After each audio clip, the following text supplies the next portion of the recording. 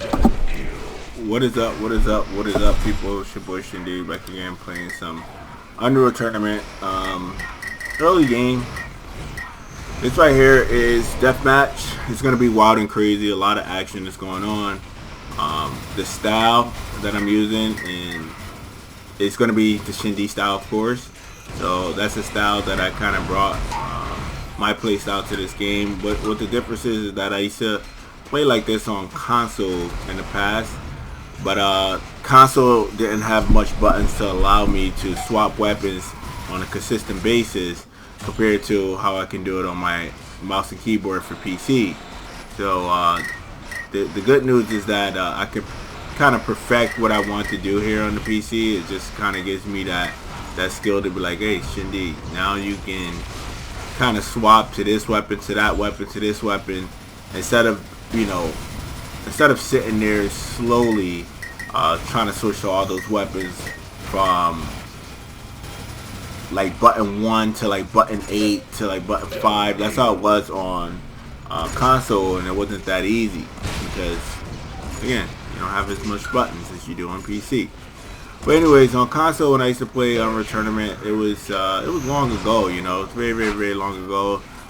For those who don't know about my console history for Unreal, I was very, very popular, very known. It's the way I created my team. That's when I used to play one-on-ones a whole lot during my young years. And then we're talking about a time period of 2003. So this is when, at that time, it was called Unreal Tournament 2003. So that's the title I speak of. And that was the one where I pretty much got very known on. Now, I played Unreal Tournament 99. But the one that I really got, I got really known on was Unreal Tournament 2003, which it had a different name on console. It's just called Unreal Championship. And very, very, very powerful on that one.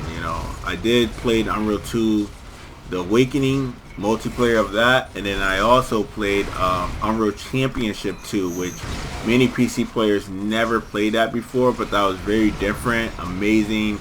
Was definitely an undefeated team on that as well. Very, very, very powerful. So it was a different type of Unreal. It was nothing like the Unreal tournaments or anything. It was just a whole different play style. Like characters with weapons, and the reflection and all that was amazing. I loved the way how that worked. It was a different game, but it was very fast-paced, a lot of fun. You could counter, like if somebody shot a weapon at you. Like on here, you have the so think of on this game, you have the hammer, and then you press the secondary. The hammer will slow down like the fire, right? On that game, the secondary will push that weapon back at you.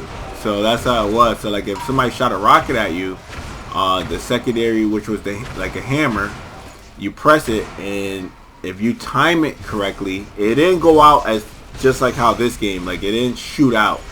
You just have to time the rocket. Like as soon as it hits you, you press the hammer, and then the hammer will reflect and automatically come at you like almost an instant kill, unless you you can stop it. So it was pretty intense the way how that game worked. But anyways, to get to the point, that was what really got me going with the Unreal Championship back in 2003. So I did a lot of work on that game. Did a lot of 1v1s. So that's why a lot of people ask, oh, you don't play 1v1s and all this and that. But the reason being is because I had a time in my gaming, in my little gaming career, that I actually used to do 1v1s on a consistent basis, and I just felt like once I got into the team world, I enjoyed the team games a whole lot more. Deathmatch was like something I didn't really play a whole lot of back in the days, so I just felt like it was very fun to get into it now. I'm sure I would have enjoyed it a whole lot back in the day, but hey, you grow into everything. The only deathmatch that I used to play that I completely enjoyed, like free for all and stuff, was like, it was back on Halo. So deathmatch in that game was definitely a lot of fun. But just to get into that style, that weapon swapping, that was just something I just felt like was really useful. That it will be very useful for myself on this game, and that's why I want to switch weapons. One thing about that Shindy style that I say is like it really wasn't used at all like that on this game. I always saw a lot of shock and sniper rifle, and that's why with me doing that weapon swap was just a different tactic, man. Just something different.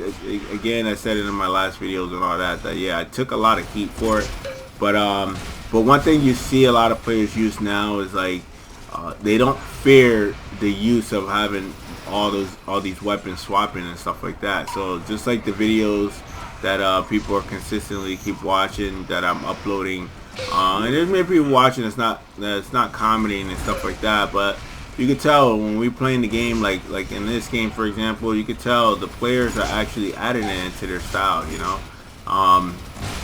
You can see how they'll swap, you know. A link gun is being used way more than ever that I see. It's not just the link gun, it's just like you know, you can switch from link to rocket, and it confuses your opponent. So that's one of the biggest things, where people read what weapons you're using. When they feel like they're gonna come and kill you, you kind of swap weapons and then kind of just throw them off guard. So that was the main strategy, how I was throwing people off. I started reading how players would, what they were doing, how they were killing me, and like certain game types. And then I started figuring out like, oh, wait a minute, this guy knew I had the rocket, so he had a different style to be aggressive. But then, like, you know, one guy knew he had enough health to survive through your link gun. At the time, the link gun was stronger, I believe, and I think there's some servers that changed the rate of the fire of chain gun. They changed the way how link gun is being used. They made it weaker or something. But I know some editing happened between those weapons that I made I use very well. But you know, but that in certain servers, that's the only problem with this game. You know, it's like there's so many different servers that they're all not played the same. For those who don't know, these servers are not the same, man. Like there's some servers they call it like tick rate to something like that, right? So the shots is gonna feel a little different. Some servers look like it feels like it has like auto aim, you know, like the auto aim will be a little bit more different than the other servers. So that's the only problem. It's like every server you get in, they may not be the same. That's why some players only stick to one server. Like you may think like, oh, this player is amazing, this player is great. Like honestly, that player only stick to one server. There are only a few players that do move on to multiple servers on this game. So for those players who actually do move to multiple servers, you know, I mean, shout out to them. But in this game right here, man, there's a lot going on. I end up, you know, having a close game. As you can see, the scoreboard. I actually did not have the lead for a long time in this game. And you can take a look on the top right hand side if you feel like you missed it as I hit the scoreboard. On the top right hand side, you can see like who was the top 3. I wasn't even in the top 3 for quite a while. Then I just came back and then just got into that top 3 spot. You know, got aggressive. You saw the double kills, triple kills, etc., etc. Very fun, man. This map reminds me of like a Quake map for sure. You know, it's very aggressive, a lot of action going on. Just in Quake, it may be a little bit wider because you like that air shot. But in Quake, it'll be a little bit wider because of the bunny hopping and stuff like that, strafe jumping. So I may have to get back into some Quake 2, man. Kind of show you guys how amazing that game is, because I know a lot of people don't know how amazing Quake is. Quake is another different type of shooter. The style of it is very different. It's similar to Unreal Tournament, but it's not quite the same. Very skillful shooters when you look at Unreal Tournament and Quake. No matter if you're good at Unreal Tournament, that don't mean you're going to be amazing at Quake. You know, they're just two different, very difficult to master. Just a lot of work that needs to be involved. There's that motive. And this right here was big time. Grabbing that at the end was definitely a huge help to help me push over the hump. Shout out to all the players that was in this room. Blood Duster, Camel Toe, top 3. Usually in Deathmatch, if you're top 3, you are a winner. So it don't matter if you're in the second spot for Blood Duster, he is still a winner. That's just how Deathmatch works. For those who don't know how Deathmatch works, you know, first place is not always the only winner when it comes to Deathmatch. So for example, if they had a tournament in Deathmatch, Usually the top 4 are supposed to advance in a deathmatch. But in this case, I usually just like to say top 3. But in tournaments, you know, there have been deathmatch tournaments in the past that I know a lot of friends in them that I used to play in.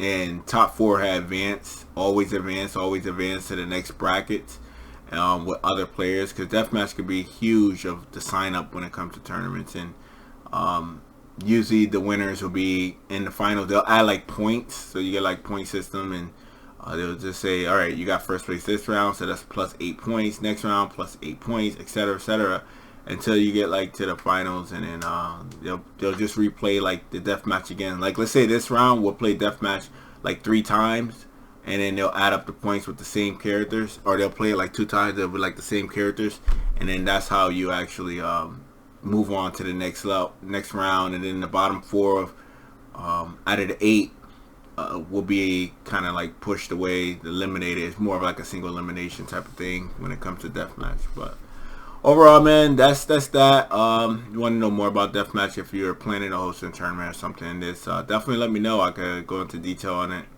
you know. But that's it, man. That's it. That's a nice video right here for you. A lot of action going on. 51 kills, 27 deaths. Very tight map. So a lot of deaths were going to happen. And I hope you enjoyed that one. I'm ShinDeon. I'm getting out of here. Thank you for tuning in. Don't forget to like this video if you enjoyed watching some Unreal Tournament.